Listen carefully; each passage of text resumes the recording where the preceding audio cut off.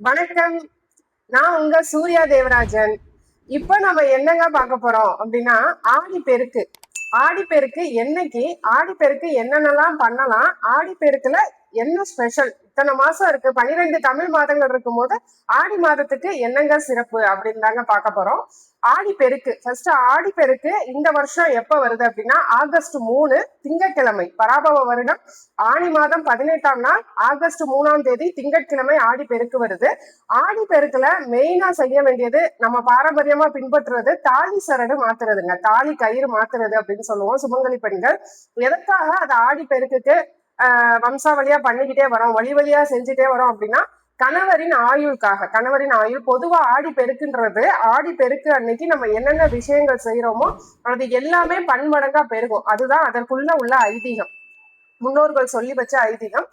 ஜோதிட ரீதியா பார்த்தா ஆடி மாதம் தட்சிணாயனத்தின் தொடக்கம், சரிங்களா? ஒரு நல்ல தொடக்கம் தொடங்குது அப்படிங்கிறதுக்காக அந்த ஆடி மாதத்தை முன்னோர்கள் வழிபாட்டுக்காக தனியா ஒதுக்கிட்டாங்க. அதை இல்லாம மேற்கொண்டு இன்னும் நிறைய சயின்டிபிக் இதெல்லாம் இருக்கு, ஏன் ஆடி மாதம் வழிபாட்டுக்காக அப்படின்றதுக்கு. அதெல்லாம் விட்டுருவோம்.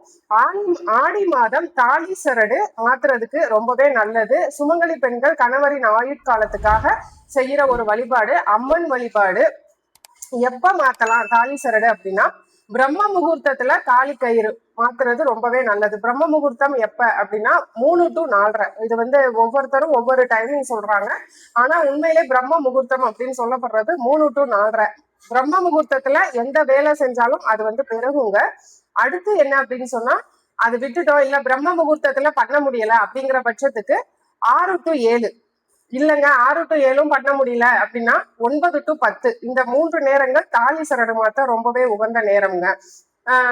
தாலி சரடு எங்க மாத்தலாம்? உங்களால வெளியே கோவில்களுக்கு போக முடியல, பெண் தெய்வ வழிபாடு பண்ணிட்டு பெண் தெய்வ கோவில்கள்ல மாத்துறது நல்லது. இல்ல அப்படின்னா வீட்டிலேயே ரெகுலரா பண்ற வழிபாடு தீபம் ஏத்தி பண்ணலாங்க.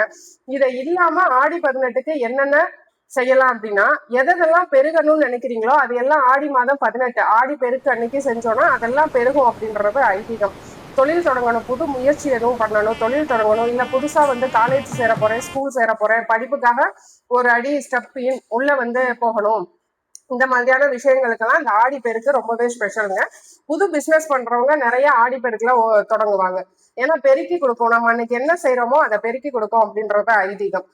அடுத்து இன்னொரு விஷயம் என்ன அப்படின்னு சொன்னா, ஆடி பெருக்கு அன்னைக்கு கண்டிப்பா செய்ய வேண்டிய விஷயம் அன்னதானம். ஏன்னா நம்ம கர்மாவை கழிக்கிறதுக்கு என்னதான் நீங்க பல ஆலயங்கள் போய் உருண்டு பிறண்டு அழுதாலும், எந்த தெய்வத்துக்கிட்ட போய் நின்னாலும் கழியாது. ஏன்னா கடவுளர்களே உலகத்துல, அதாவது கிருஷ்ணர் அவதாரம் எடுத்தாரு, ராமர் அவதாரம் எடுத்தாரு, பிறக்கும் போது அவங்க கர்ம காரியங்களை முடிச்சுட்டு எவ்வளவு கஷ்டப்பட்டு போனாங்க. அது போல தான தர்மத்தை தவிர வேற எதுவுமே கர்மா கழிக்க ஒரு உகந்த வழி கிடையாது.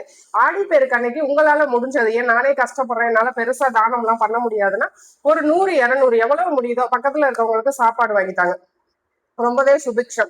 ஆடி பெருக்குல என்ன மாதிரி வழிபாடு பண்ணணும் அப்படின்னா, எலுமிச்சை தீபம், நெய் தீபம் அம்மன் கோவில்கள்ல ஏத்துறது ரொம்பவே சிறப்பு. சுமங்கலி பெண்கள் இல்ல கஷ்டப்படுற பெண்களுக்கு வஸ்திர தானம் எடுத்து தர்றது ரொம்ப சிறப்புங்க. குங்குமம், மஞ்சள் குங்குமம் தானம் பண்றது ரொம்பவே சிறப்பு. இது நமக்கு ஒரு சுபிக்ஷத்தை உண்டு பண்ணும், வீட்டுல இருக்க பீடைகளை வெளியே வரட்டும், ரொம்ப நல்லா இருக்கும். ஆடி மாதத்துல என்ன சிறப்பு, என்ன வழிபாடு அப்படின்னா, ஆடி வெள்ளி மகாலட்சுமி மற்றும் அம்மன் வழிபாடு. ஆடி செவ்வாய் துர்க்கை மற்றும் அம்மன் வழிபாட்டுக்கு உகந்த நாள். ஆடி கிருத்திகை முருகப்பெருமான் வழிபாடு, காவடி பால்குடம் எடுப்பு. ஆடி 18 நம்மளுடைய நதி நீர் மற்றும் நீர்நிலைகள் முன்னோர்களுக்கு நன்றி செலுத்தும், இயற்கைக்கு நன்றி செலுத்தும் ஒரு நாள். ஆடி பூரம் ஆண்டாள் நாச்சியார் அவதரித்த திருநாள்.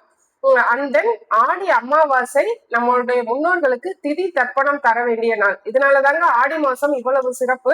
ஆடி மாதத்தை வழிபாட்டுக்குரிய மாதமா நம்ம முன்னோர்கள் சொல்லி வச்சுட்டு போயிருக்காங்க. இன்னொன்னு, நம்ம சாமி கும்பிடல, விளக்கேத்தல, பக்தியா இருக்கல, அதெல்லாம் கூட செகண்டரி.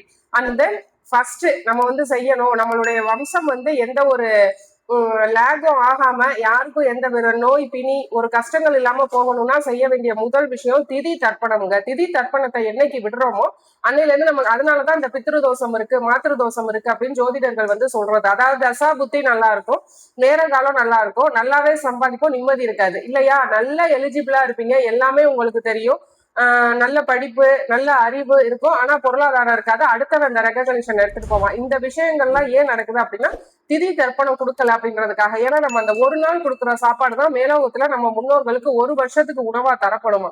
உங்க உணவு தரல, வரல, நம்ம வந்து திதி கொடுக்கலன்னா உங்க வீட்டுல இருந்து உங்களுக்கு உணவு தரல அப்படின்னு சொல்லி அவங்கள பட்டினி பட்டினி வச்சிருவாங்க.